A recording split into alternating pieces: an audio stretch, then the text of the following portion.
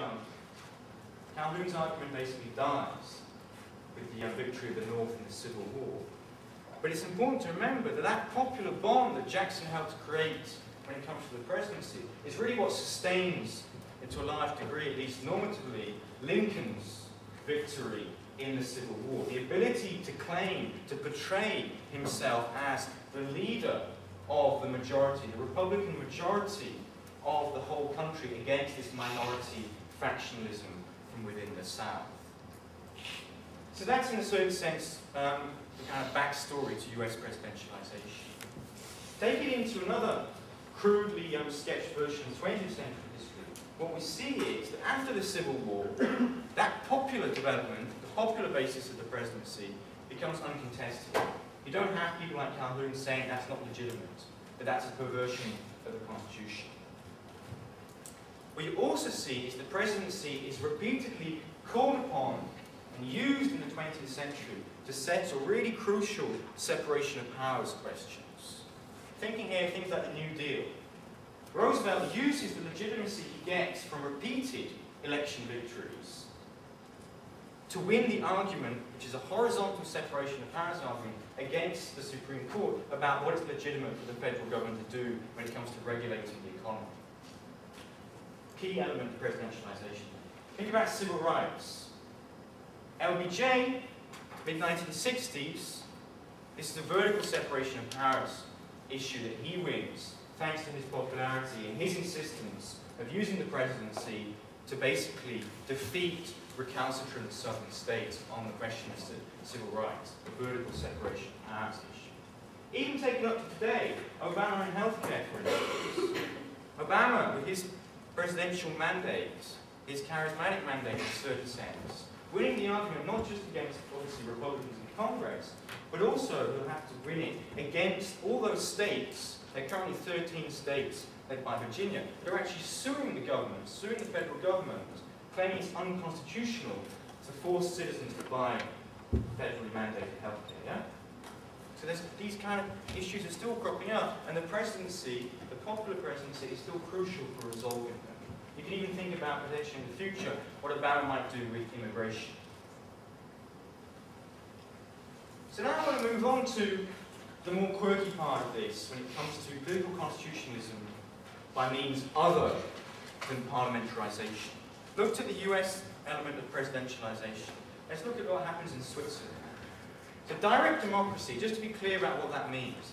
Direct democracy means allowing the people to express themselves directly on a particular law, a particular policy, even a constitutional reform. Now that's considered in Europe, as well as even in terms of internationally, a kind of almost folkloric part of Swiss democracy, a kind of William Tell part of Swiss democracy. The idea that they've been doing that for centuries, and it's, in a sense, basically, it's a relic of the Germanic tribes that invaded and caused the collapse of the Roman Empire. Those are Germanic tribes that settled in Switzerland, and Germanic tribes that elected their own monarchs, basically. That's the origin of all of that. At the same time, direct democracy in the Swiss case can be very controversial. 2009, December. Switzerland, which rarely gets into the news, and often not in a positive light, gets into the news because of this constitutional amendment, an amendment to the Constitution voted by referendum, that is all citizens in Switzerland voted on this, to prohibit the construction of minarets. Yeah? Not to outlaw Islam, but simply to suggest that the construction of minarets needs to be prohibited, as it's a kind of provocative gesture of Islamification.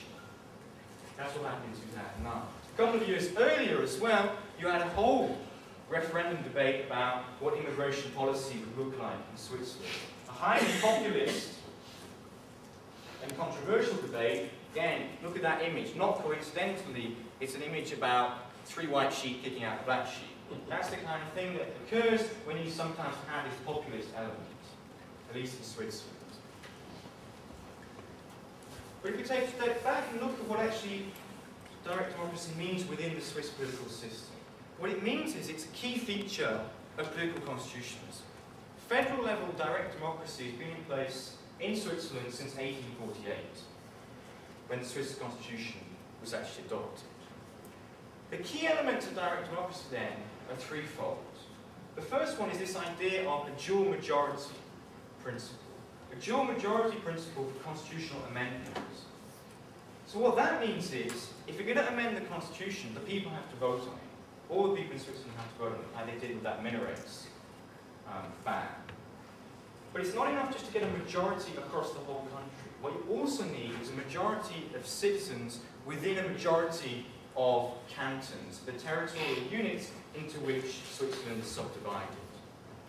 And that's a key element of maintaining some kind of territorial autonomy, because the small, less populous states are scared of having a majority from outside their borders, a majority based on the big populous states, or cantons like Zurich, basically.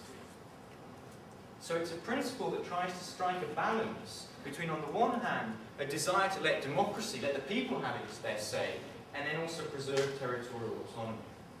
You also have two other features of direct democracy. A popular initiative, which means, and you have analogies to this in the US, out west at least, if you get 100,000 signatures in Switzerland, you can get a referendum on a particular issue that all those signatories are trying to bring attention to. Similarly, you've got an optional legislative referendum whereby if a certain number of cantons, 8 of the territorial units, object to a federal law proposed by the parliament, because obviously Switzerland has a parliament, if those cantons object, they can force all the country to vote on that particular legislation about whether or not it should be adopted. Taking power away from the parliament, taking power away from the elites to the people, basically, in that sense. And that's not a one-off mechanism. It's a periodic and systematic component of the Swiss political system. So since 1848, there have been 543 federal referendums, constantly used then to settle these crucial constitutional policy questions. Give a few examples. Women's suffrage.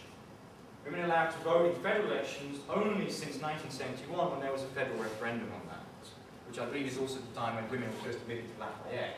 So in that sense, Switzerland wasn't that backwards.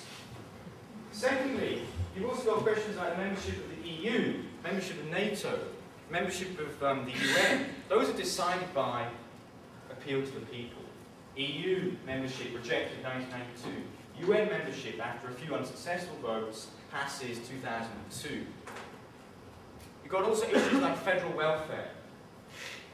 In 2004, Swiss people again got together, and this is still about a nation of 8 million, so let's think about maybe 5 million electors.